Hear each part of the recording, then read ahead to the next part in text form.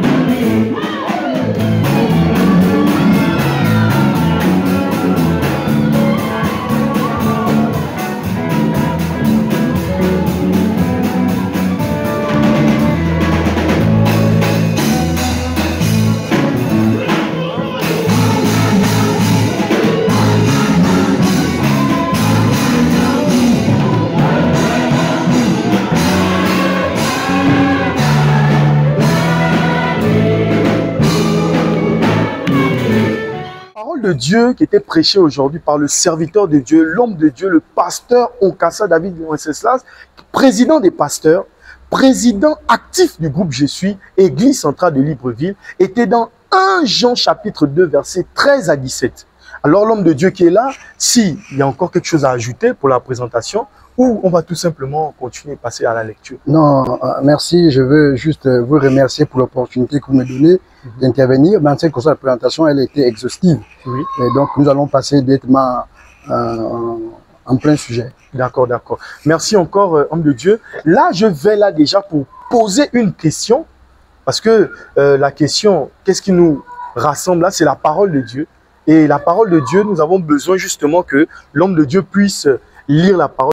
D'accord, Papa Pasteur. Nous sommes dans 1 Jean chapitre 2, versets 13 à 17. Humblement, Papa Pasteur va nous faire une lecture pour... Merci. 1 Jean 2, versets 13 à 17. Je vous écris, Père, parce que vous avez connu celui qui est dès le commencement. Je vous écris, jeunes gens, parce que vous avez vaincu le malin. Je vous écris, petits enfants, parce que vous avez connu le Père. Je vous écris, Père, parce que vous avez connu celui qui est dès le commencement. Je vous écris, jeunes gens, parce que vous êtes forts et que la parole de Dieu demeure en vous et que vous avez vaincu le malin. N'aimez point le monde, ni les choses qui sont dans le monde. Si quelqu'un aime le monde, l'amour du Père n'est point en lui. Car tout ce qui est dans le monde, la convoitise de la chair, la convoitise des yeux et l'orgueil de la vie ne vient point du Père, mais vient du monde. Et le monde passe et sa convoitise aussi, mais celui qui fait la volonté de Dieu demeure éternellement.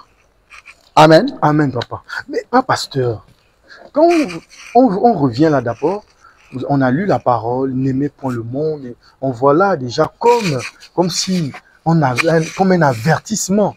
Mais bien avant ça, Papa Pasteur, avant de rentrer dans ça, avant de rentrer dans le questionnement, c'était quoi la thématique d'abord? Bien, il faut comprendre que cette lecture de la parole de Dieu ne m'a pas permis de donner a priori une thématique. D'accord. Mais poussé par l'Esprit de Dieu, j'ai compris que cette parole était un avertissement. Dieu ressortait les 3 catégories de personnes qui existent. Dieu parlait des petits-enfants, des jeunes gens et des pères. Et Dieu disait que vous, les 3 catégories, autant que vous êtes, vous avez connu la parole de Dieu. Vous connaissez Dieu. Vous avez la connaissance de Dieu. Mais, attention, n'aimez pas le monde. Parce que le monde est mauvais. Donc ici, il y a comme un avertissement que Dieu donne à son peuple. Et cet avertissement, nous opérons un parallèle avec la nouvelle année. Parce qu'il faut comprendre que cette semaine, nous avons eu la grâce de participer à un jeûne, toute l'église, dont le thème était 2025, mon année de grâce divine. Donc il fallait donc, par l'Esprit de Dieu, opérer un rapport entre le thème du jeûne et puis la parole du jour. Donc nous allons retenir que vous avez gardé le thème du jeûne. Oui. Pour cette parole-là. Voilà. D'accord, Papa. Si on n'est pas sur cette parole-là, quand nous avons commencé certainement à la traverser, le pasteur, le président de la communauté a prêché pendant la traversée. Dimanche dernier, le pasteur Mpalaga Joe David a prêché, mais on était plus dans des paroles d'encouragement, des paroles de grâce, des paroles de bénédiction.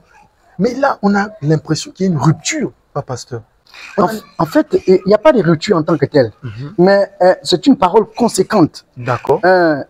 2025, comme je l'ai dit, si vous me permettez, je disais que 2025, c'est une année de grâce divine. D'accord. Et je dis par la grâce de Dieu que 2025, il y a 20 et il y a 25. Et 25, c'est 5 fois 5. Or, le chiffre 5, c'est le chiffre de la grâce. Et quand on fait 5 fois 5, on trouve 25. Donc, ça veut dire que nous avons une grâce exponentielle. Et comme la grâce est exponentielle, Dieu nous avertit que, attention, la grâce est là, elle va arriver. Mais, attention, ne rentrez pas dans les choses du monde. Parce que si vous obéissez au monde et à toutes ces convoitises, vous risquez de ne pas rentrer en possession de la grâce. Bon.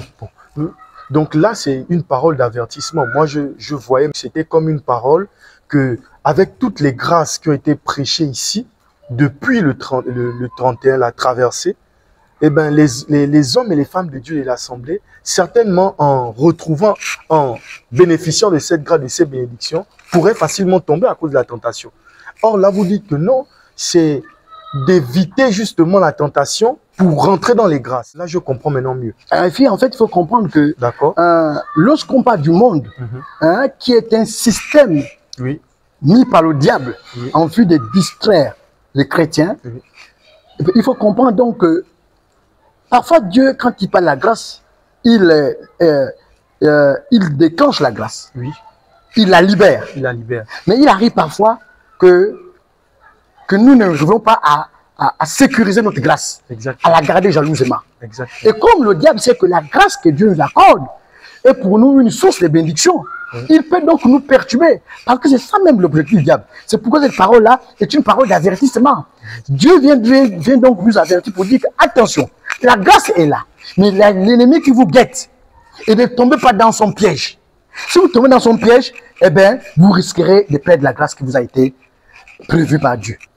D'accord, Papa Pasteur, mais Papa Pasteur, vous avez parlé là du système que l'ennemi utilise, certainement le diable utilise pour détourner. Parce que vous avez dit, le système est là parce qu'il y a un objectif à atteindre et l'ennemi doit atteindre cet objectif de nous détourner de la grâce du Seigneur. Mais, homme de Dieu, la caméra est là pour avertir les chrétiens, les serviteurs de Dieu, les pentecôtistes en particulier, les chrétiens en général. Vous voyez quel système que l'ennemi peut mettre en place pour déjà nous avertir? Un système. Voilà. Alors, le système, je disais que le monde est un système. D'accord. Un système est un ensemble de stratégies. Des stratégies alors qui sont mises en place. Oui. Et je dis, quand on dit ensemble de stratégies, il y a plusieurs stratégies. Ça peut être la convoitise. Oui. Il peut souffler en toi un esprit de convoitise. D'accord. Il peut souffler en toi un esprit de cupidité. Il peut souffler en toi un esprit de culpabilité. Il peut souffler en toi un esprit de l'envie d'avoir les choses de ce monde. Les voitures et autres et tout. Donc, c'est les choses que le diable souffle en l'homme pour que l'homme se détourne de la parole de Dieu. Mais pour repousser le diable, il faut donc avoir la parole de Dieu en soi. C'est pourquoi, dans la fin de la parole, la Bible dit que mais demeurez, demeurez dans la volonté de Dieu. D'accord. Amen, hein? Amen. En d'autres termes, il faut donc avoir la parole de Dieu pour repousser les stratégies mises par le diable. Souvenez-vous qu'après le baptême de Jésus, la Bible déclare que le diable va l'entraîner sur la montagne et va lui présenter tous les biens de la terre. Mais parce que Jésus-Christ était la parole et il avait la parole, qu'il a pu repousser le système du diable. C'est pourquoi nous, en tant que chrétiens, nous devions cultiver la parole de Dieu en nous. Et il est écrit dans le livre des Jean, le chapitre 1, le verset 1, qu'au commencement était la parole était avec Dieu, la parole était Dieu. En d'autres termes, lorsque le chrétien a la parole en lui, ça lui permet de repousser tout ce qui est lié autour du système du diable. D'accord, Papa Pasteur. Donc, Papa Pasteur, nous comprenons maintenant cette parole, elle est consécutive justement au travail qui a été fait à un jeûne de 3 jours. Oui. Voilà, donc, là, Papa Pasteur est là comme un avertissement, parce que certainement pendant ce travail, il y a des messages qui sont sortis, il y a des grâces qui sont tombées, et il fallait certainement ce message-là pour dire, oui, il y a des grâces qui arrivent, mais le Seigneur demande quand même de faire attention, de prendre des précautions. Parce que quand Papa Pasteur a sorti la parole ou le passage où Jésus, après son jeûne, a été tenté. Donc, par analogie, on peut comprendre là qu'après ce jeûne-là, il y aura des tentations. Ça ne peut pas manquer. Ça ne peut pas. Je veux vous rappeler à toute utile que la tentation est le compagnon du chrétien. Aussi longtemps que le chrétien serait sur la terre, il sera tout tenté. Mais heureusement pour le chrétien que la Bible dit que vous n'aurez jamais de tentation qui soit au-dessus de votre foi. Autrement dit, la Bible dit que ils vous feront la guerre, mais ils ne vous vaincront pas. Donc la tentation, aussi longtemps que le chrétien est sur la terre, la tentation sera avec nous. C'est pourquoi la parole de ce matin est une parole d'avertissement, qui nous permet de prendre les précautions. C'est vrai que la grâce est là, mais ne nous réjouissons pas. Parce qu'il y a des gens, évidemment, qui ont reçu la grâce et qui l'ont perdue à cause de leur immaturité, à cause de leur irresponsabilité. Parce qu'ils ont fait preuve d'absence de discernement. Pasteur, effectivement, nous sommes dans une période festive. Et là, je reviens un peu sur le jeûne. Le jeûne a été déclenché, justement, certainement ainsi par l'Éternel. Mais après le jeûne, certainement, chacun doit vaquer à ses occupations et la tentation est là. Et il faut justement se prémunir de la parole de Dieu. Pourquoi, pasteur? La caméra est là, les hommes et les femmes de Dieu ont terminé le jeûne. Quel conseil, justement, par rapport à la parole? N'aimez point le monde, oui, c'est vrai, on a compris, mais quel conseil venant de l'homme de Dieu? Parce que vous êtes président des pasteurs, et on a compris que finalement, nous sortons d'un jeûne, nous avons reçu des grâces. Certainement, beaucoup n'ont pas encore vu ces grâces, mais ces grâces sont là dans nos vies. Amen. Elles vont se manifester au nom puissant de Jésus. Mais quel conseil déjà, pasteur, et les outils vous allez donner aux serviteurs de Dieu, aux téléspectateurs, pour justement déjouer les stratégies dans le système de la tentation du diable. Très bien. Alors, il faut donc comprendre que, je le disais tout à l'heure, que aussi bien que nous serons sur la terre, la tentation sera là. Le diable sera toujours en train de nous provoquer entre griffes. Mais, quand vous parlez des outils, parmi les outils, nous avons quoi? La parole de Dieu. C'est le grand outil. Nous avons la prière. Amen. Hein? Amen. Voilà les deux principaux outils que le chrétien doit avoir. La parole de Dieu et la prière. Amen. Voilà les outils principaux qui permettent aux chrétiens, n'est-ce pas, de s'opposer contre tout ce que le diable pourrait faire. Amen, papa. Merci encore, papa pasteur. Merci. Merci encore, président des pasteurs de l'église centrale de Libreville et en même temps, président actif du groupe Exode 314. Papa pasteur, il y a un mot de fin. Les téléspectateurs sont là. Vous êtes président des pasteurs. Il y a des pasteurs qui, certainement, ne viennent plus parce que c'est peut-être les occupations, c'est peut-être la foi aussi qui est descendue. Vous êtes en tant que président des pasteurs maintenant, nous ne sommes plus dans le volet de la parole, mais en tant que président des pasteurs, vous avez aussi quelque chose à dire à tous ceux-là qui nous regardent, qui sont serviteurs de Dieu. Vous êtes père aux Assemblées de Dieu de Pentecôte, président des pasteurs de l'église centrale de Libreville, pasteur Abakou. Un message pour ceux-là qui ne viennent plus. Merci, bien-aimé le Seigneur. Alors, à l'endroit de mes collègues pasteurs, je voudrais tout simplement leur dire que nous entamons une nouvelle année. Et une nouvelle année nécessite de nouveaux défis et de nouveaux challenges. L'Église de Dieu, notamment les ADP, dans son organisation et dans son fonctionnement, l'Église repose sur le corps pastoral. C'est-à-dire si les pasteurs sont démissionnaires, eh bien l'Église peut prendre un coup. C'est pourquoi j'interpelle les pasteurs. J'exhorte tous les pasteurs, où qu'ils soient, pour comprendre que c'est une nouvelle année. Si hier, nous sommes restés dans une certaine léthargie, c'est le moment pour nous de nous réveiller. Parce que la moisson est grande, il y a peu d'ouvriers. Nous avons beaucoup de brebis à suivre. Nous avons un travail à l'église à faire. Il y a les permanences, il y a les cuites, il y a les suivis, et j'en passe. Tout ça, c'est le travail des pasteurs. Alors, pasteurs, nous devons nous réveiller. Parce que sinon, demain ou après-demain, le Seigneur risquerait de nous demander le compte que tu es pasteur, tu n'as pas payé les brebis. Or, la Bible dit que tu es pasteur, alors oui, paye les brebis de Dieu. Alors, nous, pasteurs, nous devons donc perdre les brebis de Dieu. La moisson est grande et les ouvriers sont peu. C'était là les mots du pasteur Abakouk. Sinon, le pasteur Onkassa David Wenceslas, qui est président des pasteurs dans cette église, qui a aussi ce devoir de vous dire de revenir dans la maison du Seigneur, de servir le Seigneur en esprit et en vérité. Parce que, justement, le champ est là, il a besoin de main-d'œuvre pour pouvoir le cultiver.